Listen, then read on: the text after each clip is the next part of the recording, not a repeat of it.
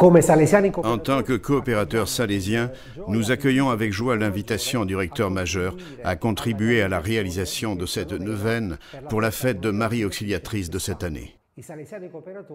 Les coopérateurs salésiens offriront leur témoignage dans les conditions de vie dans lesquelles ils se trouvent, en soulignant les thèmes de cette année. Ce sera notre contribution à la prière à Marie pour ces thèmes particuliers. En tant que Salésiens, nous ne pouvons qu'être consacrés à Marie Auxiliatrice en particulier en ce mois de la fête. Premier jour. Sainte Marie, Reine de la paix, écoute l'horreur de la guerre.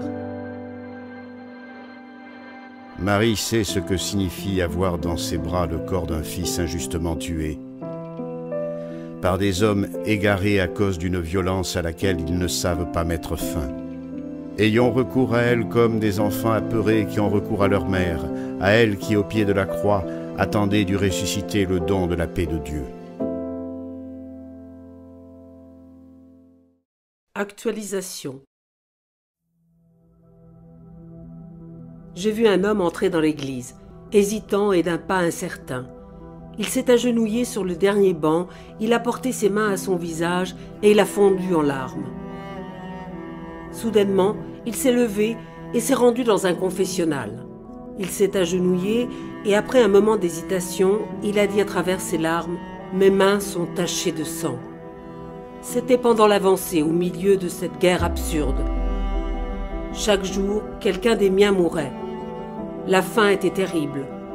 On nous avait dit de ne jamais entrer dans les maisons sans avoir un fusil à la main, prêt à tirer au premier signe de rébellion. Là où j'étais entrée, il y avait un homme âgé et une fille blonde aux yeux tristes. « Du pain, donnez-moi du pain » ai-je demandé. La fille s'était penchée. J'ai cru qu'elle voulait prendre une arme, une bombe. J'ai donc tiré résolument. En m'approchant, j'ai vu que la fille tenait un morceau de pain à la main. J'avais tué une fille de 14 ans, une innocente qui voulait m'aider. Je ne peux pas oublier. Dieu peut-il me pardonner ?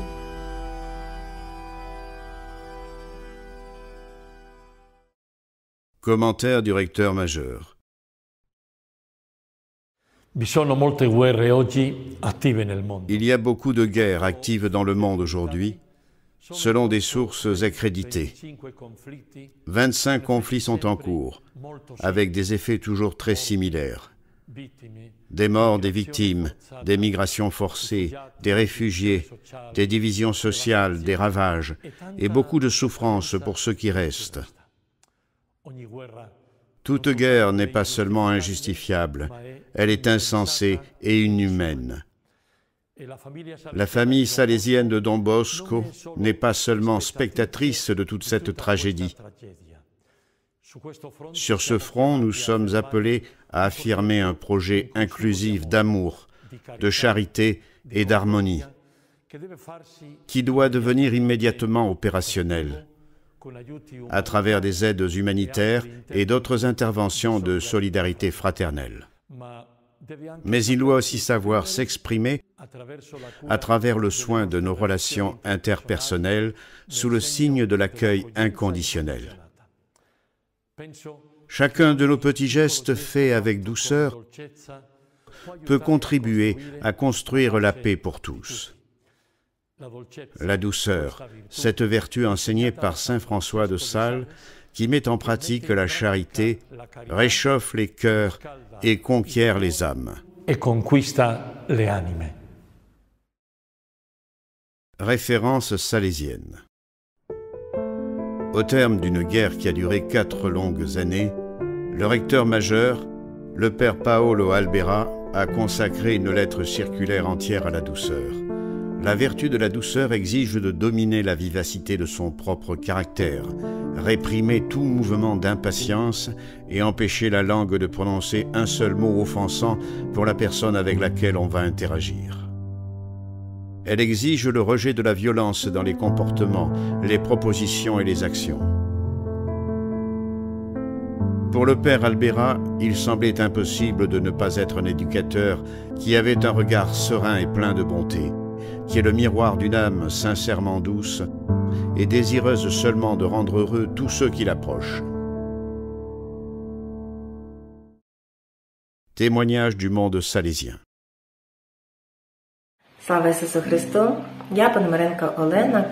Je m'appelle Olena Ponomarenko, coordinatrice de l'Association des Salésiens coopérateurs d'Odessa. Notre groupe est composé de 12 personnes, dont 4 en Pologne, d'où ils aident les réfugiés d'Ukraine. La guerre dure depuis plus d'1 mois. Chaque jour, nous apprenons de terribles nouvelles sur la mort de notre peuple, sur Mariupol, sur les terribles meurtres de Boutcha. Heureusement, nous avons pu ouvrir un dépôt d'aides humanitaires ici. Et cela ne me fait pas penser à toutes les horreurs dont nous entendons parler. Je fais un travail de bureau. J'imprime des documents, des cartes pour les bénévoles, et cela me distrait de ce que nous apprenons maintenant et de mauvaises pensées qui me viennent à l'esprit, notamment celles de vengeance. J'essaie de ne pas céder aux émotions et de me confier davantage à Dieu. Cette année, je vis le carême d'une manière particulière. Je suis de rite gréco-catholique de la Sainte Messe. Pour moi, aujourd'hui, montre de plus en plus le triomphe de la résurrection de Jésus-Christ. Comme en ce temps-là, après de terribles tourments, après sa mort, le Seigneur est ressuscité.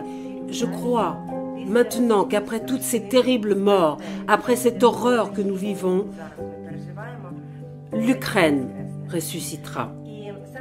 C'est précisément la résurrection qui me donne la force pour l'avenir. La vie continue et surtout dans ces moments-là, nous ne devons pas nous décourager. En mars, notre groupe a tenu sa réunion de formation.